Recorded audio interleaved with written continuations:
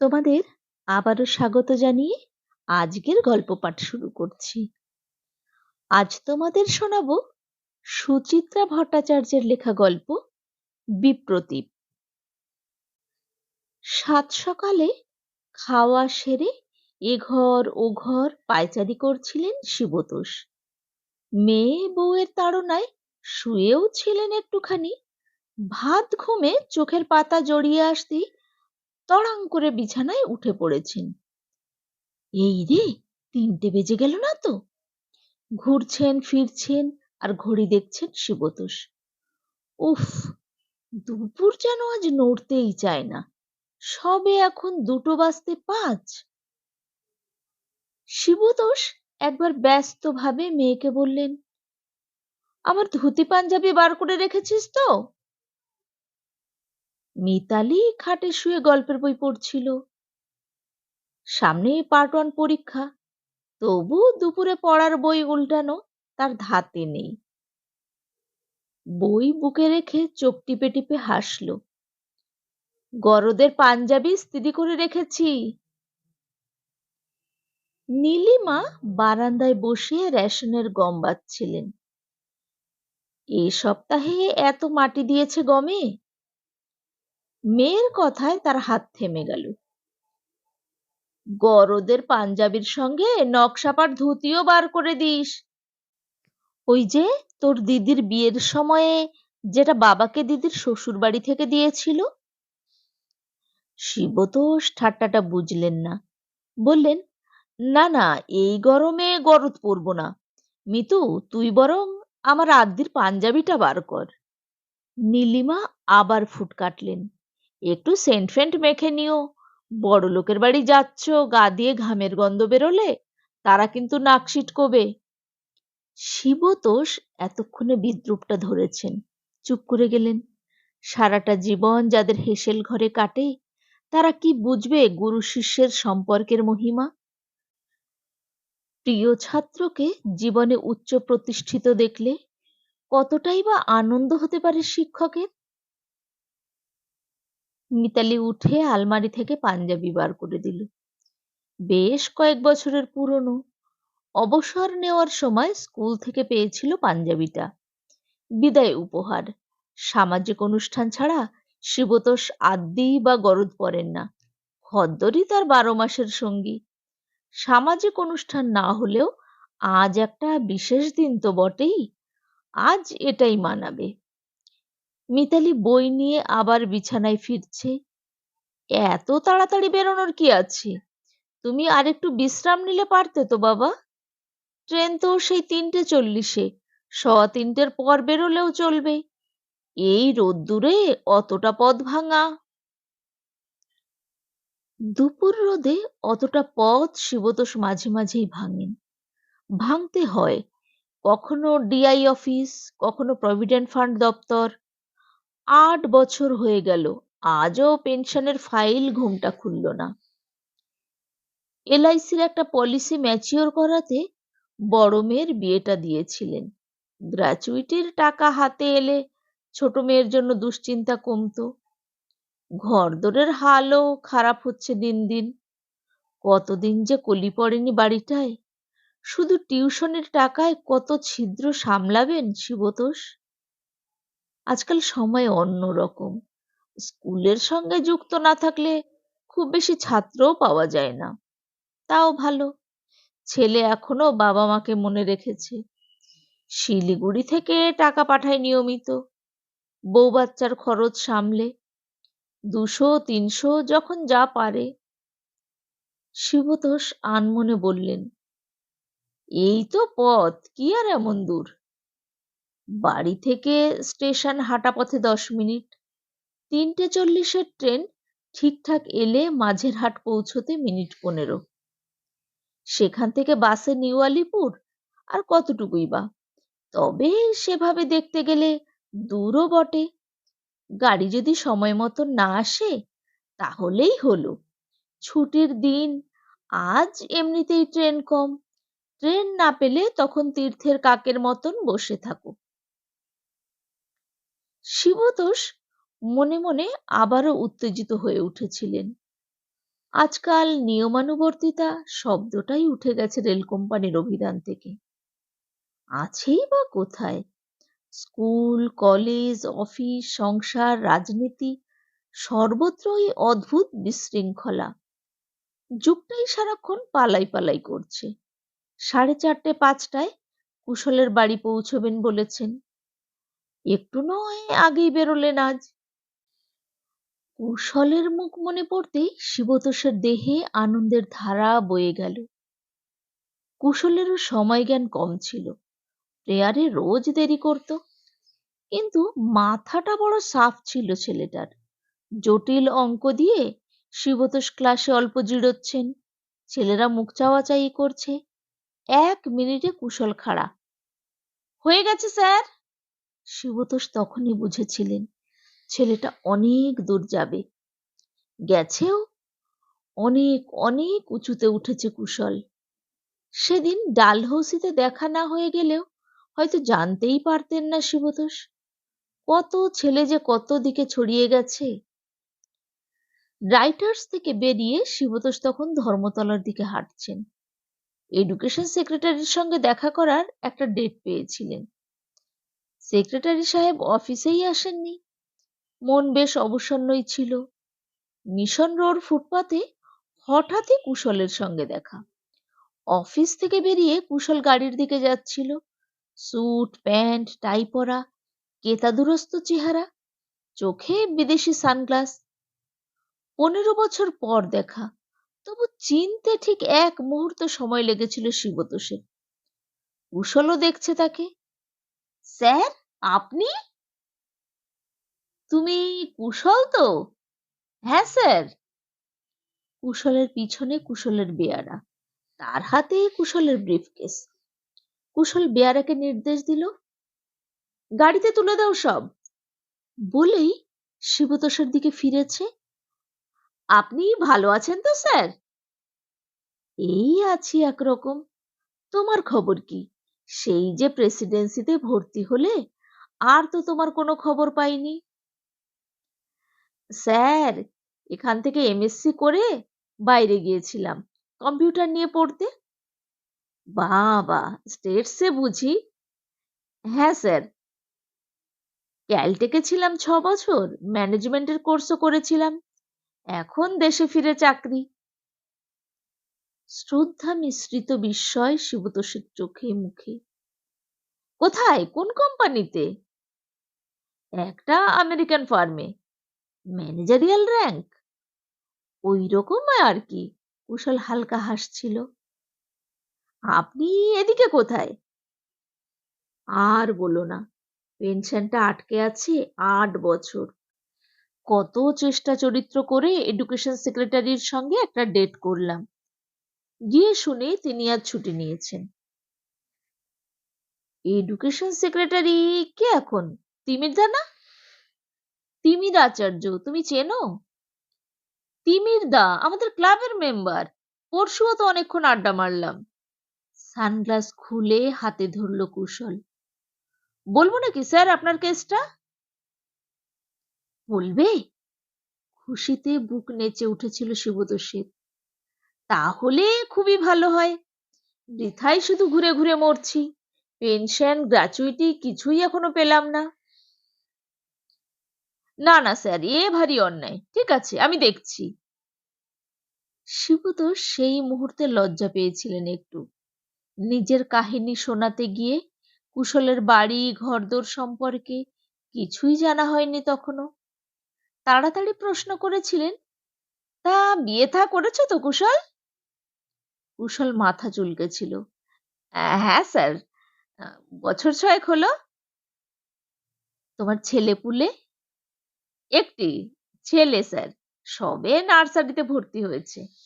ভালো, খুব ভালো। শিবতোষ যতটা পুলকিত ততটাই উচ্ছ্বসিত।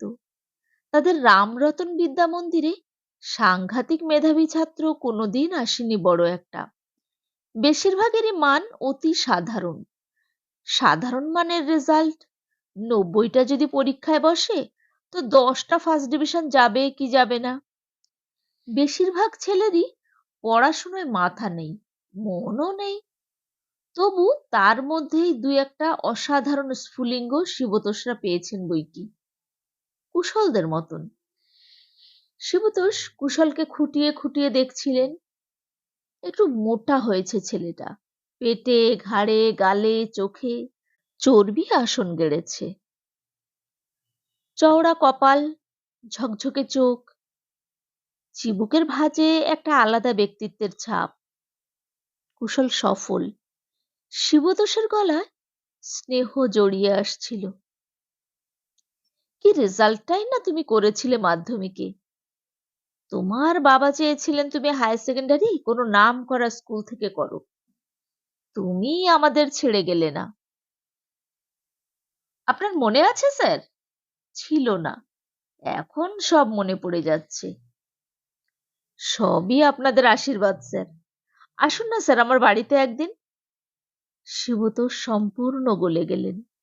বিদ্যালয় মানুষের বুনিয়াদ গড়ে দেয়, বুনিয়াদের ওপর গড়ে ওঠে ইমারত।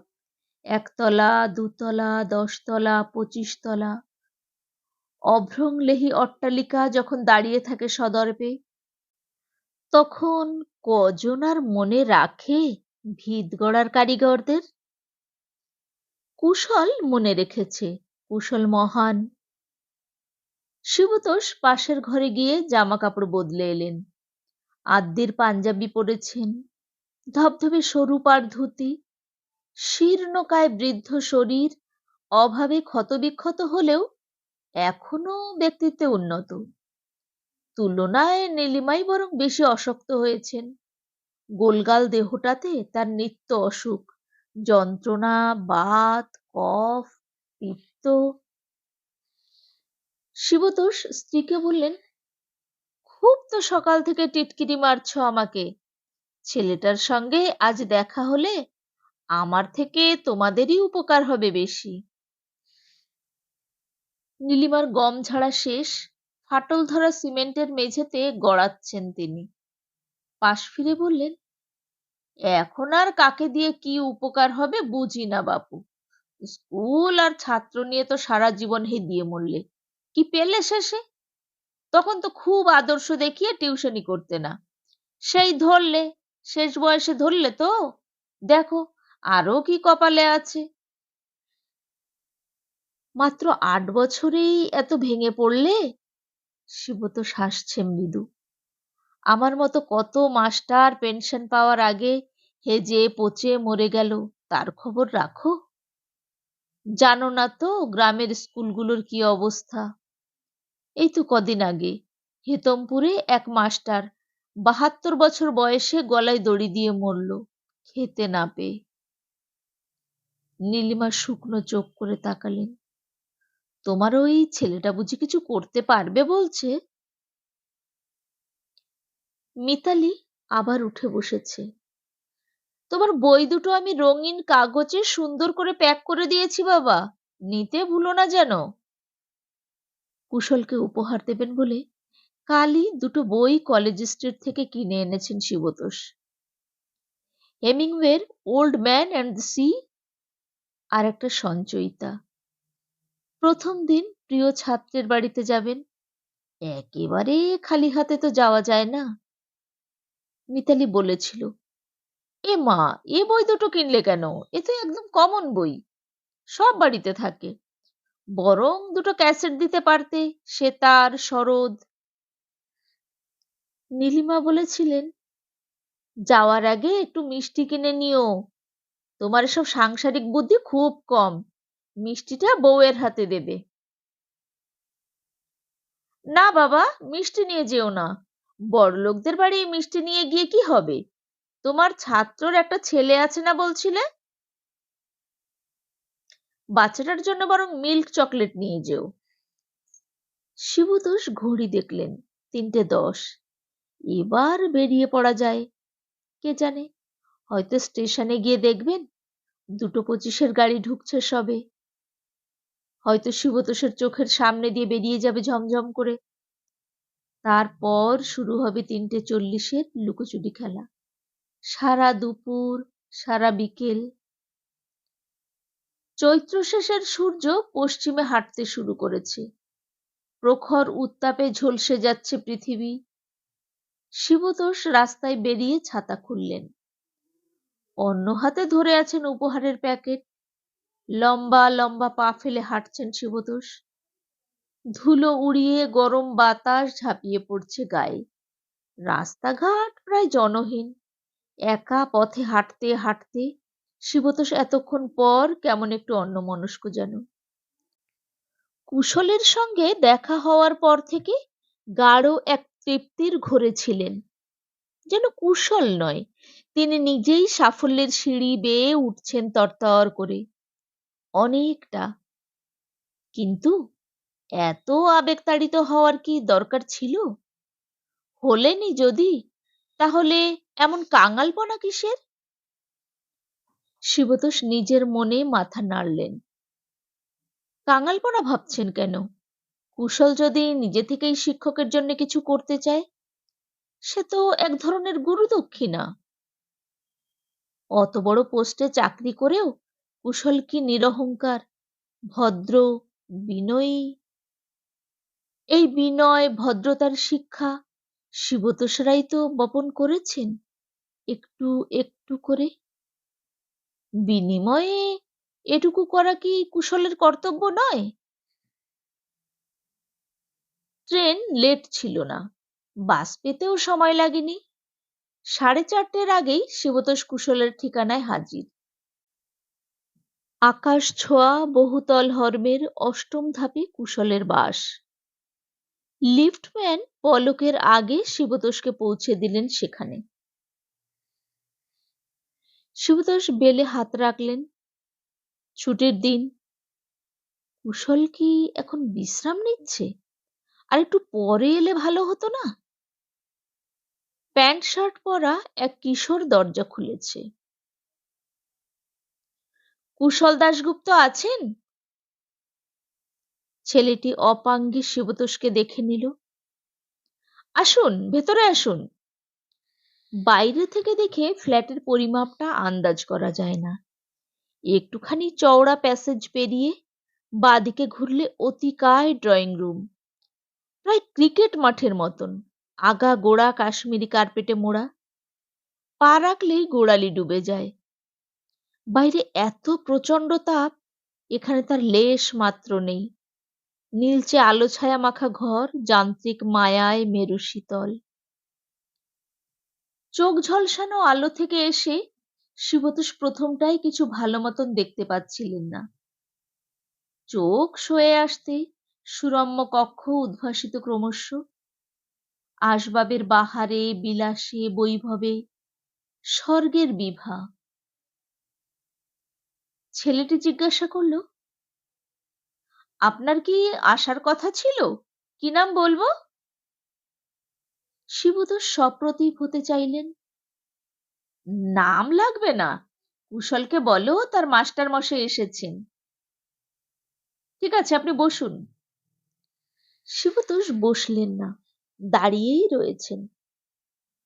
কুশলের বাবা কি চাকরি করতেন যেন?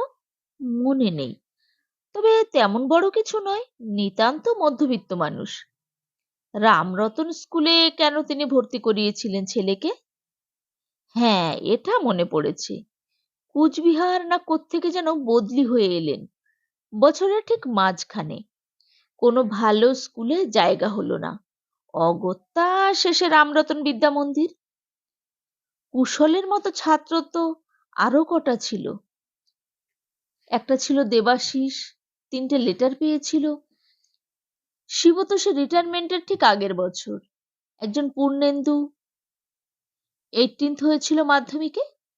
উচ্চ মাধ্যমিকে অন্য স্কুলে চলে গেল। আর আর দেবাশিস, পূর্ণেন্দুরাও কি এখন কুশলের মতো সাফল্যের চূড়ায়? একটি মেয়ে ড্রয়িং রুমে এসে দাঁড়িয়েছে। শিবতোষের বড় মেয়ের সমবয়সী, তবে গীতালির মতো শীর্ণ নয়। চেহারায় বেশ সম্পন্ন স্বাস্থ্যের ঝলক। শিবতোষের চোখ কম আলোতে সয়ে গেছে। তিনি নিবিড় চোখে মেয়েটিকে দেখছিলেন। কাঁধ অবধি কোঁকড়ানো চুল, কপালের দুপাশে তরঙ্গের মতো অলক চূর্ণ। নাক চোখ কাটা কাটা, ঠোঁটে থুতনিতে আদরিনী ভাব, পরনে জাপানি কিমোনো। পরিচয় জানার দরকার ছিল না, তবুও বোকার মতন সুবোধ প্রশ্ন করে ফেললেন, তুমি মানে আপনি কুশলের স্ত্রী? মেয়েটি মিষ্টি করে হাসল। আমার নাম লোপামুদ্রা। আপনি দাঁড়িয়ে কেন, বসুন। শিবতোষ হাসি মুখে সোফায় শরীর ডোবালেন। আমি একটু কুশলের কাছে এসেছিলাম। বলুন না কি দরকার? শিবতোষ ইতস্তত করলেন। মানে কুশল বাড়িতে নেই?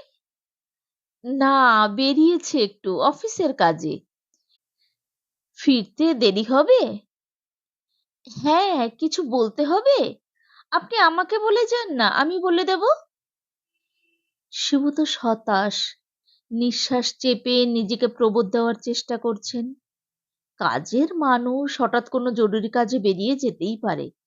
এত দায়িত্বের চাকরি, সব সময় কি আর কথা দিয়ে কথা রাখা যায়? এই তো ছুটির দিনেও বেরিয়ে যেতে হয়েছে বেচারাকে। শিবতোষ ঢোক গিলে বললেন, না, এমনিই এসেছিলাম তোমাদের সঙ্গে আলাপ পরিচয় করতে। তাই বুঝি? একই হাসি ধরা আছে লোপামুদ্রার ঠোঁটে। আপনি শরবত খাবেন না চা? বেরোনোর আগে নীলিমা জিজ্ঞাসা করেছিল, ফিরছ কখন? দেখো, রাত করো না, ছাত্রর জন্য যা ব্যাকুল দশা। মিতালি হাসছিল ফিক ফিক। রাতই হবে মা, বাবার কুশল কি বাবাকে না খাইয়ে ছাড়বে? নতুন বৌমা পাবে, নাতি পাবে। শিবতোষ সজ্ঞানে মিথ্যে কথা বললেন, না থাক, আমি চা শরবত খাই না। তা মা, তোমাদের ছেলেকে দেখছি না তো। দেখবেন? বুম্বা! লোপামুদ্রা মেপে গলা ওঠালো, বুম্বা, একবার এদিকে এসো তো। ডাক শুনেই ছুটে এসেছে বুম্বা। দেব শিশুর মতন ফুটফুটে ছেলে, এক মাথা রেশমি চুল, টোপা টোপা গাল। এসো এসো। শিবতোষ শিশুটিকে দুই হাতে কাছে টানলেন। তোমার ভালো নাম কি? ঋত্বিক দাশগুপ্ত। বাহ, খুবই সুন্দর নাম। বলো তো ঋত্বিক মানে কি? বুম্বা মায়ের দিকে ফ্যাল ফ্যাল করে তাকালো। শিবতোষ বললেন, ঋত্বিক মানে যজ্ঞের পুরোহিত। তুমি ঋত্বিক হতে পারবে তো বিশাল পৃথিবীর যজ্ঞশালায়? বলেই হো হো করে হেসে উঠলেন। এই নাও তোমার চকলেট, তোমার জন্য এনেছি। ছোট্ট ছোট্ট হাতে মিল্ক চকলেটের প্যাকেটটা সাপটে ধরল বোম্বা। Thank you. শিবতোষ রঙিন প্যাকেট এগিয়ে দিলেন লোপামুদ্রার দিকে। এটা তোমার জন্য মা। লোপামুদ্রায় ঈষৎ লজ্জা পেলেন যেন। ধন্যবাদ জানিয়ে প্যাকেট রেখে দিলেন কাচের টেবিলের নিচে। আলতোভাবে বলল, একটু অন্তত শরবত খান, কুশল ফিরে এলে কি মনে করবে? শরবত নয়, তুমি বরং একটু জল দাও। শিবতোষ আবারও ঢোক গিললেন। বসুন, পাঠিয়ে দিচ্ছি। বুম্বা এখনো বড় বড় চোখে দেখছে শিবতোষকে। একবার পিছন ঘুরে ভেতর দিকটা দেখে নিল, তারপর ফিস ফিস প্রশ্ন জুড়েছে, তুমি বুঝি বাপির মাস্টার মশাই? হুম, তুমি কি করে জানলে? আরে, বাপি তো গিয়ে মাকে বলল আমার স্কুলের একজন টিচার এসেছে। বোম্বা শিবতোষের কানের কাছে মুখ নিয়ে এলো। তুমি বুঝি বাপিকে খুব বকো? পাজরায় ধাক্কাটা শিবতোষ বহু কষ্টে সামলেছেন। বললেন, কই না তো। তাহলে বাপি কেন মাকে বলছিল, যাও যাও, তুমি গিয়ে তাড়াতাড়ি কাটাও, আমি সামনে যাব না? বেশি যন্ত্রণায় দুঃখ মরে যায়। শিবতোষের মুখ থেকে হাসি বেরিয়ে এলো। বোম্বার মতো করেই বোম্বার কানের কাছে মুখ রাখলেন। কি করছে তোমার বাপি? বাপি গসিপ করছে। বুম্বা দিব্যি গুছিয়ে কথা বলে। ওই ওই দিকের গেস্ট রুমে আব্রাহাম আঙ্কেল আছে, রায় জেঠু আছে। জানো, আজ তুমি এসেছো বলে বাপি মায়ের সঙ্গে 3 দিন পর কথা বলল। ক্লাবে গিয়ে দুজনের খুব ঝগড়া হয়েছিল তো, রুনা আন্টিকে নিয়ে। শিশু বকবক করে চলেছে অবিরাম। বোধহয় একটা ধৈর্যশীল শ্রোতা পেয়েছে। শিবতোষের হাসি মরে আসছিল। ছেলেটি জলের গ্লাস রেখে চলে যাচ্ছিল। অনিচ্চস্বরে ডাকলেন তাকে। মেম সাহেবকে একবার ডাকো তো, কথা আছে। লোপামুদ্রা ফিরছে ড্রয়িং রুমে, ভুরুতে ভাঁজ তার। শিবতোষ ঠান্ডা গলায় বললেন, কুশলকে বলো ওর বন্ধুকে আমার পেনশনের কথা বলতে হবে না। বলবার কথা আছে বুঝি? ছিল, পরে ভেবে দেখলাম মাস্টার মশাইয়ের জন্য ওকালতি করতে যাবে, যদি কাজটা না হয় তাতে ওরই অসম্মান। আমি কি ছাত্রের অসম্মান চাইতে পারি? এবার সিঁড়ি ধরে নামছে শিবতোষ। 7 তলা, 6 তলা, 5 তলা।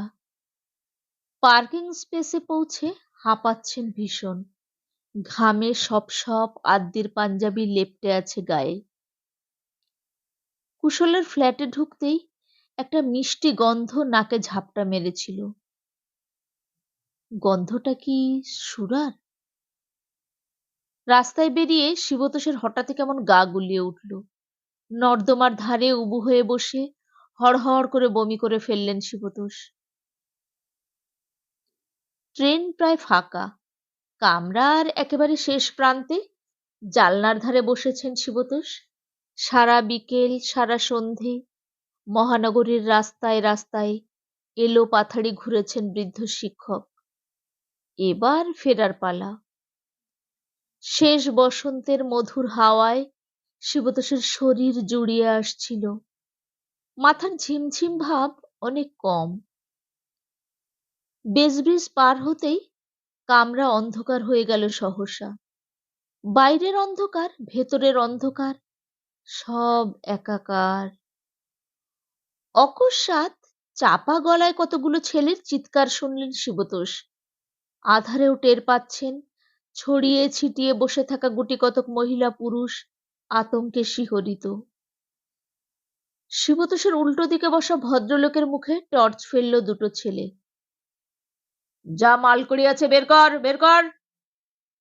লোকটা ভয়ে ভয়ে মানিব্যাগ দিয়ে দিল। হাতের আংটি, ঘড়ি। সামনের দিক থেকে এক মহিলা আর্ত চিৎকার করছে, আমি দেব না, কিছুতেই দেব না আমার গয়না, আমি দেব না। শিবতোষের মুখের ওপর জোরালো টর্চের আলো পড়ল। জ্বলেই নিভে গেল বাতি। আচমকা কর্কশ কণ্ঠ ধমকে উঠল, আপনি কেন এ গাড়িতে স্যার? হাহ, কি যে ঝামেলা! বলেই ছেলেটা ছিটকে গেছে দরজার দিকে। 2-4টে ছেলের উত্তেজিত কথাবার্তা কানে এলো শিবতোষের। স্পষ্ট বোঝা যায় না, মনে হয় নিজেদের মধ্যে ঝগড়া করছে ছেলেগুলো। পরের স্টেশনে গাড়ির গতি কমতেই দ্রুত নেমে গেছে ছেলেগুলো। জানলা দিয়ে সামনের লোকটার আংটি, ঘড়ি, পার্স ছুঁড়ে দিল। কটু স্বরে নোংরা গালাগাল ছুড়ল একটা। কার মুখ দেখে উঠেছিলাম, দিনটাই নষ্ট করে দিল। ধান্দার ট্রেনে কেন যে থাকে এসব লোক! উপস্থিত যাত্রীরা হতভম্ব। নতুন কিছু যাত্রী উঠল শেষ গাড়িটাতে। ট্রেন ছাড়তেই একটা একটা করে মুখ খুলছে। কি দাদু, ছিনতাই পার্টি উঠেছিল? ধরতে পারলেন না বেটাদের? যত সব অ্যান্টি সোশ্যাল। সামনের লোকটা পার্স পকেটে ভরছে, আংটি আঙুলে গলিয়ে শিবতোষকে প্রশ্ন করল, আপনার চেনা বুঝি? শিবতোষ অন্ধকারে বিমল হাসলেন। পরিষ্কার স্বরে বললেন, আমার ছাত্র, আমাকে দেখে লজ্জা পেয়েছে। অন্ধকারে হাওয়া আরো শীতল এখন। শিবতোষ এবার চোখ বুজলেন। এতক্ষণ তোমরা শুনছিলে সুচিত্রা ভট্টাচার্যের লেখা ছোট গল্প বিপ্রতীপ। গল্পটি কেমন লাগলো? তোমাদের মূল্যবান মতামত কমেন্ট বক্সে জানিও। আমার গল্প পাঠ যদি তোমাদের ভালো লেগে থাকে তাহলে আমার গল্পটিতে একটা লাইক দিও আর আমার চ্যানেলটিকে সাবস্ক্রাইব করে পাশে থেকো। আমার চ্যানেল যদি তোমরা সাবস্ক্রাইব করো তাহলে পরবর্তীতে যে গল্পই পোস্ট করব সবার আগে পৌঁছে যাবে তোমার ফোনে। সকলে ভালো থেকো।